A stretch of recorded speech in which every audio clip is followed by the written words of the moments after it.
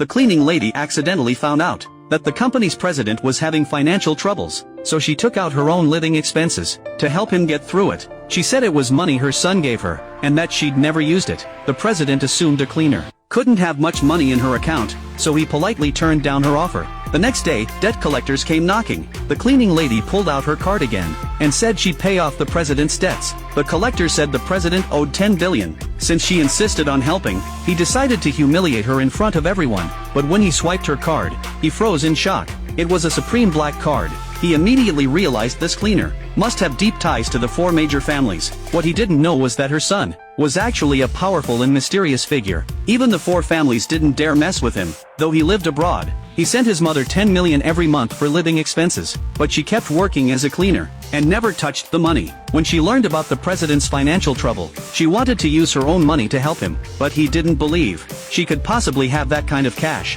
He thanked her and left the office. What he didn't know was that the president was actually her husband, who'd lost his memory. She stayed as a cleaner, hoping one day he'd regain it. Then she looked up and saw the president being kidnapped by a group of thugs. Panicking, she rushed out and fought them off with her broom. The thugs didn't expect a cleaner to be so fearless. She swung her broom and knocked several of them down, but one of them grabbed a cup and smashed it over her head. She fell to the ground. The president grabbed a handful of dirt and threw it in the thug's eyes. Then came the sound of police sirens, and the thugs fled the scene. Her phone was still connected, and her son heard her calling for help. He immediately decided to fly back home. The one who'd planned the kidnapping was actually the chairman of another company. Because she never got the president's love, she wanted revenge, saying there was nothing in the world she couldn't have. Just then, her assistant ran in, saying the kidnapping failed because of a cleaner.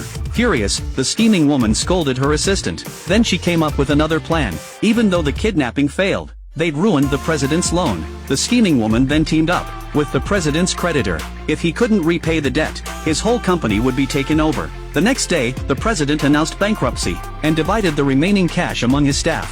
Before disbanding the company, the cleaning lady offered her bank card again, but he still refused to take it. Just then, the creditor showed up with her men, but when she saw the woman's supreme black card, she immediately realized this cleaner wasn't ordinary. Smiling nervously, she pulled her aside and asked where she got the card. Seeing her fear, the woman deliberately raised her voice and said her son had been begged to accept it. Hearing that, the creditor grew even more terrified. If even the four families had begged her son for favors, this woman was definitely not someone she could offend. She quickly and respectfully made the woman the new chairwoman, handed her card back with both hands, and said she'd just been joking earlier, and hoped they wouldn't take it personally. Then she hurriedly left. Everyone was left in confusion. The president finally asked the woman who she really was. She said she didn't know either, that the card was just what her son used to send her living expenses. The president glanced at the card and told his assistant to bring a card reader. When he saw the balance, he was stunned. The scheming woman's plan failed again, so she came up with an even darker one.